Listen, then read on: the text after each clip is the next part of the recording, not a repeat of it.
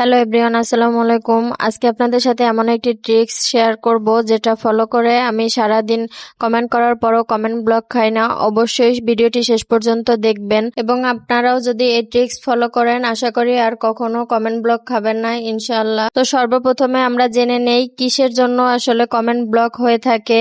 আসলে আগে যদি আমরা কারণটা না জানি তাহলে আমরা এটার উপায়ও বুঝবো না। তাই আগে জেনে নিব আমরা কিসের জন্য আমরা কমেন্ট ব্লক খেয়ে থাকি। আজকাল আমরা অনেকেই ফেসবুকে খুব বেশি সময় কাটাই। কারো ছবি দেখলাম, কারো ভিডিও দেখলাম, সাথে সাথেই লিখে ফেললাম লাভলি, সুন্দর, মাশাআল্লাহ। কিছু মানুষ আবার এক পোস্ট থেকে আরেক পোস্টে ঘুরে ঘুরে একই ধরনের কমেন্ট কপি পেস্ট করে যায়। এতে হয়তো আমাদের কাছে মনে হয় আমরা অন্যকে খুশি করছি বা অ্যাক্টিভ থাকছি, কিন্তু সমস্যা হলো ফেসবুকের সিকিউরিটি সিস্টেম এই আচরণকে অনেক সময় স্প্যাম ভেবে নেয়। তখনই শুরু হয় আসল ঝামেলা। হঠাৎ দেখলেন আপনি একদিন কমেন্ট করতে পারছেন না, বারবার চেষ্টা করছেন কিন্তু মেসেজ আসছে, আপনি সাময়িকভাবে কমেন্ট করতে পারছেন না। এই অবস্থায় অনেকেই বিরক্ত হয়ে যায়, মনে হয় আমি তো খারাপ কিছু লিখিনি, তবে কেন আমাকে কমেন্ট ব্লক করা হলো। আসলে এর পেছনে বড় কারণ হলো অতিরিক্ততা।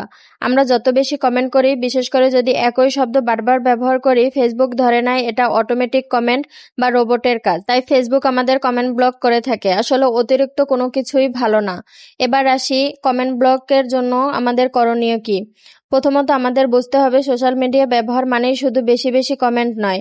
আসল কাজ হলো কানেকশন তৈরি করা।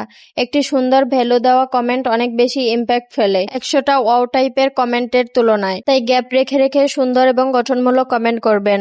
একটা কমেন্ট করার পর 1 মিনিট পর আবার আরেকটা কমেন্ট করবেন, আর প্রত্যেকটা ভিডিও সম্পূর্ণ দেখে তারপর কমেন্ট করবেন।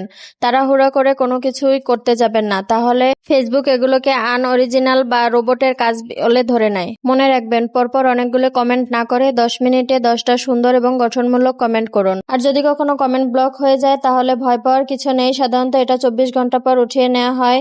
তবে সেই সময় আমাদের ধৈর্য ধরতে হবে। ভুলে গিয়ে আবার একই ভুল বারবার করতে যাবেন না। আমাদের সকলের উচিত একটু সচেতন হওয়া। যদি কাউকে সত্যিই ভালো লাগে তাহলে ছোট ছোট কমেন্ট না করে একটু সময় নিয়ে 1 থেকে 2 লাইনের সুন্দর কিছু লিখুন।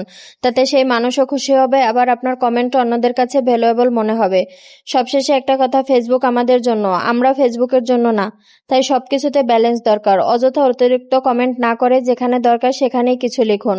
মনে রাখবেন, মানসিক শান্তি আর অনলাইন সম্পর্ক দুটোই সুন্দরভাবে টিকে থাকে তখনই যখন আমরা সোশ্যাল মিডিয়া সঠিকভাবে ব্যবহার করি। তাই যারা কমেন্ট ব্লক খেয়ে হতাশ হচ্ছেন তাদের বলবো এটা কোনো শাস্তি নয়, বরং একটা সতর্ক বার্তা।